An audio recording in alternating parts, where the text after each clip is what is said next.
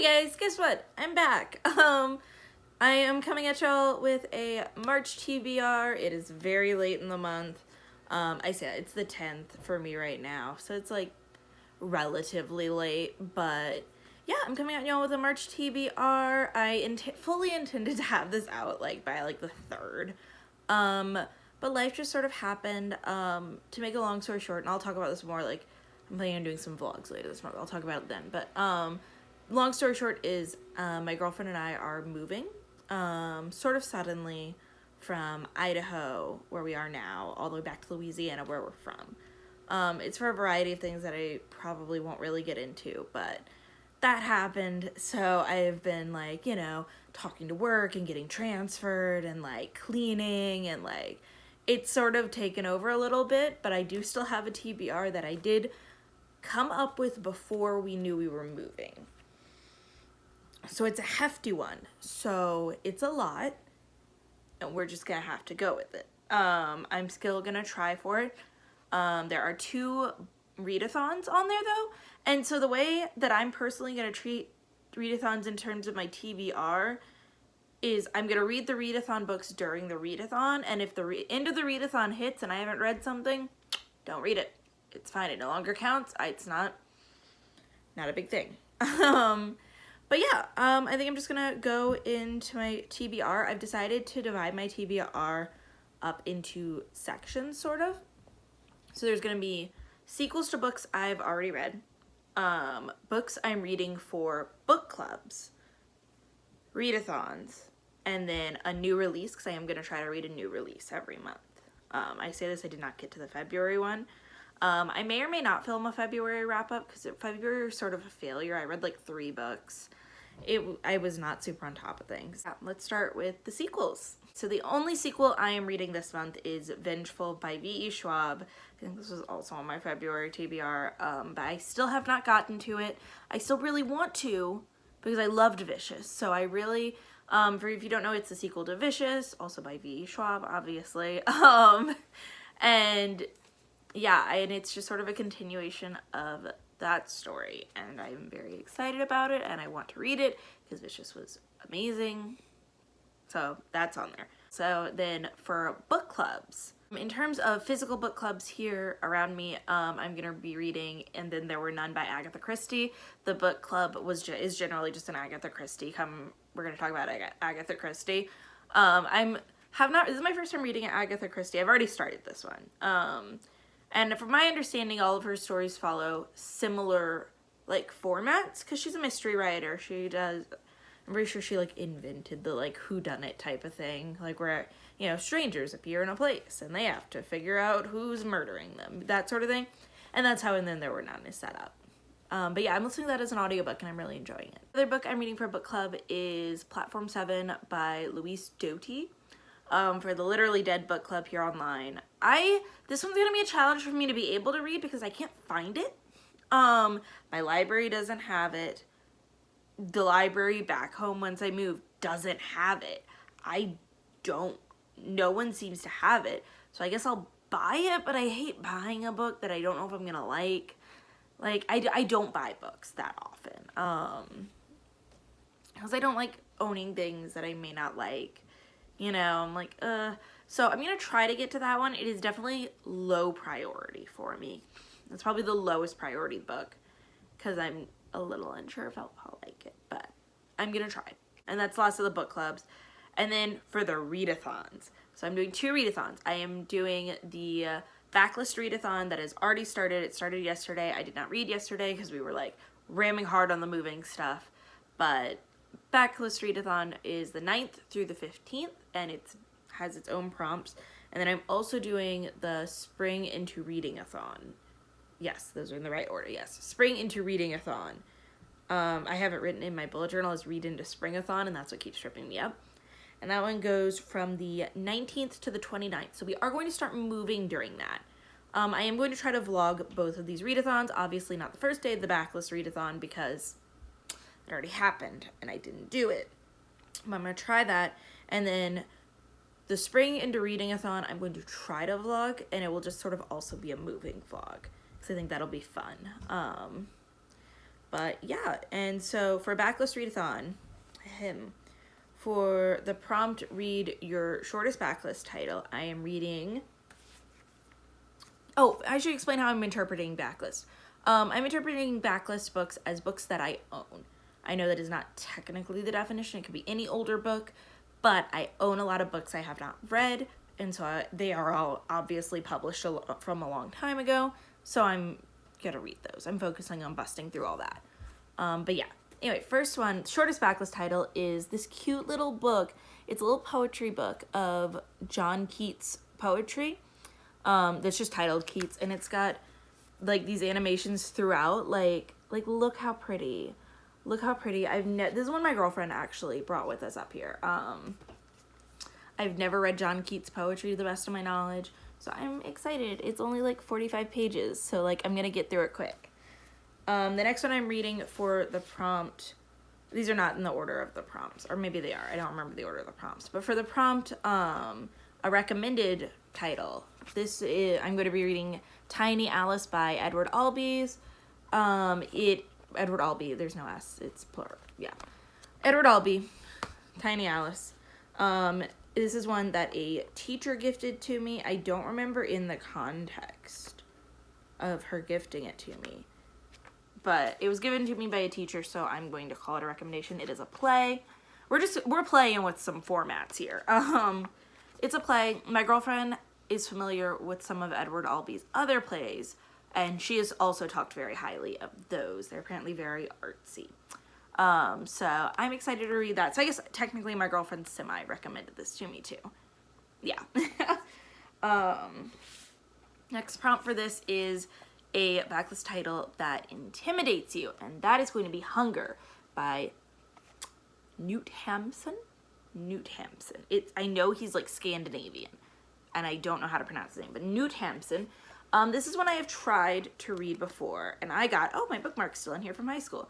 I got to page 191 of 197 and just stopped for some reason. Realistically, it was for school, and I just didn't finish.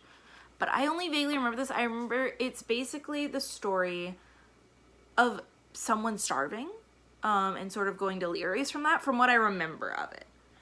I remember only semi-ignoring it. Oh, I underlined things. I never underline things.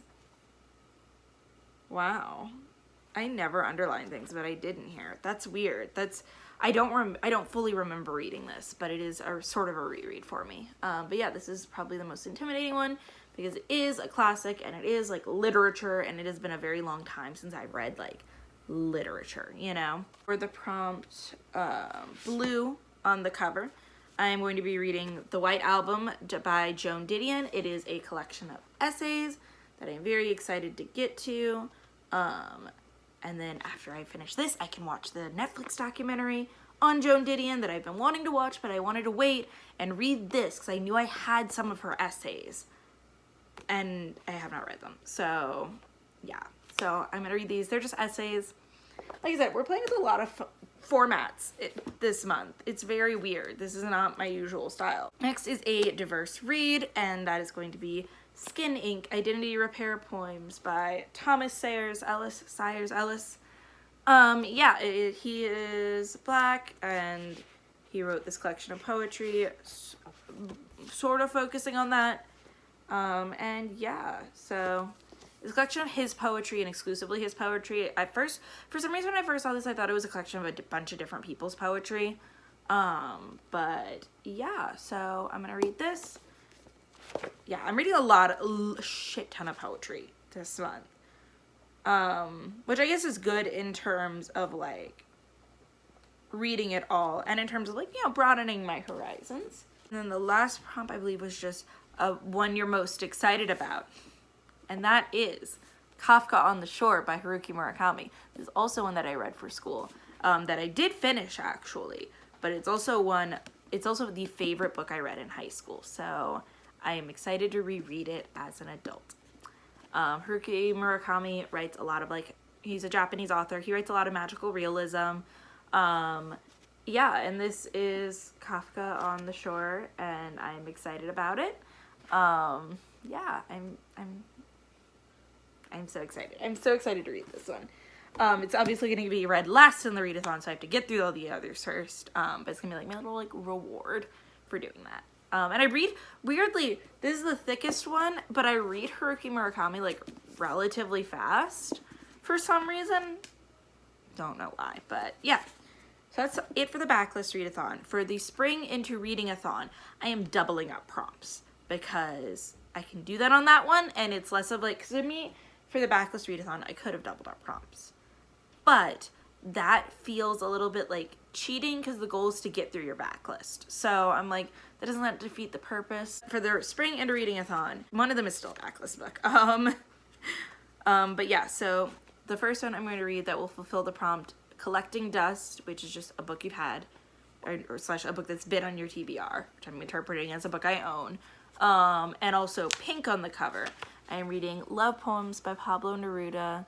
My girlfriend got me this, I think like, oh, it was either our first anniversary or our 6-month anniversary. Those happened sort of around the same, not around the same time, but like a couple months off from each other, so I don't remember.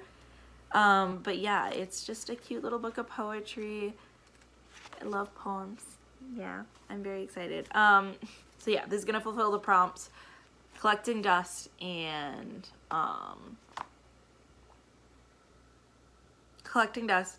a pink cover. It could also technically, I guess, fulfill the romance prompt, but I've decided on something else. This is the only one I own for that. The prompts, Time for Vacay, and then Love is in the Air. I'm going to be reading A Court of Frost and Starlight by Sarah J. Maas. I'm doing this for 2 reasons. One, it is a sequel, so I guess I could have listed that with sequels, but either way, it's in the readathons. Because it's a sequel, and I'm counting it as having vacation because I know it's like winter Christmassy time, even if it isn't Christmas, you know? So we're gonna count it. Obviously there's romance. I've been meaning to read it. Yeah. And for the prompt, Over the Rainbow, which is either a classic or a retelling, and also for the prompt, Women's March, which is just a strong female character. For both of those, I'm going to be reading The Guinevere Deception by Kiersten White. It is also the Mythic book of the month. Not book of the month, but like book of the 2 months. February, March book. There we go. Sorry, I'm bad at words today. And it is basically focusing on, from my understanding, Guinevere from like King Arthur stories, but she's a spy slash I can't remember if she's trying to assassinate King Arthur or protect King Arthur from being assassinated. But it's a retelling, or reimagining, whatever. Close enough that I'm counting it. And then the final prompt is just Spring Break Bash, which is reading the group book for the readathon, which is, if I'm being honest, by Emily Werberly. This is another one like Platform 7 that I'm like, will I get to it? Because I have to find it, because it's not at my library. It doesn't exist. Realistically, I'll just like pick it up from Barnes & Noble and just bite the bullet. This one I am a little bit more excited about. It is, from my interpretation of the description, a Taming of the Shrew retelling, which I love, and I always love those. So I'm a bit more willing to own that one than Platform 7, even though Platform 7 is like a thriller and something more along the lines of something I would want to read on the regular and like not for a prompt, and if I'm being honest, isn't. That's the 4 that I'm planning on reading, with the understanding that this is like an 11-day readathon. So it's like it shouldn't, if I go fast, take me that long to finish 4 books, and we're gonna be moving. So my goal is high key to, and this is, so I have a book on hold from the library as an audiobook. That I will potentially put on the end and switch to that fulfilling the romance plot. It is, I will not tell you what it is because I don't want to disappoint, and because I'm going to vlog it and I sort of want it to be a surprise. If I do it, if I don't do it, then whatever, everyone will forget about this anyways. It is a 34-hour long audiobook. Our drive home, because we were driving home to move, is 31 hours. And it's what my girlfriend also wants to listen to. So we may do that. Yeah, so I'm going to try to get those 4 done before we leave. So I think our goal move date is like the 25th. So that gives us time. The new release I'm reading this month is basically the story of a woman who, when she was younger, was in a like relationship with her teacher that she obviously, because she was a kid, viewed as like this like super romantic, like, oh my god, he's my first love. Like even as an adult, she's like, no, that was, you know, it was okay. We were in love. But then she is contacted by someone who he was also abusing, because obviously that's abuse, whether she thinks it is or not. Like, that doesn't matter. She was a child. But yeah, contacted by someone who is taking him to court, who he had also abused. And so then she has to reckon with, like, wow, was this abuse, or was this like the romance that I made it out to be in my head? So I'm very excited to read that. I know it's going to be heavy, and I know it's going to be a lot, and yeah. Yeah. But yeah, I am excited to read that. It's honestly one of the books I am most excited about to come out this year. That's the one I'm reading for April, because I've already picked it out, and that one I will probably have to buy, because none of the libraries want to have it. As of right now, I'm going to request it once I move, but like I have to get a library card there first, and whatever. But yeah, so that is the March books that I've read, that I'm going to read. I am going to try to vlog both of the readathons. Obviously, it's going to be with varying levels of success, but yeah, thank you guys so much for watching. Feel free to follow me on Twitter, even though I'm not the most good at like talking on there. Maybe if people follow me and interact, I will be. And on Instagram, I will have both of those linked underneath. Yeah, and check out probably the next video I upload. There's two options for what I'll upload next. It will either be the Backless readathon vlog, or if I'm on top of things, I went to Seattle recently and have gained some books and some yarn and some Starbucks paraphernalia. And so I could do like a Seattle / birthday haul, because it was also my birthday. I may do that. I don't know. I feel weird about hauls sometimes, but birthday haul specifically, but yeah. Let me know if y'all would be interested in that, and thank you guys so much for watching. I will try to upload a video soon. It's just going to depend on how moving is going. But thank you so much, and I'll see you next time. Bye.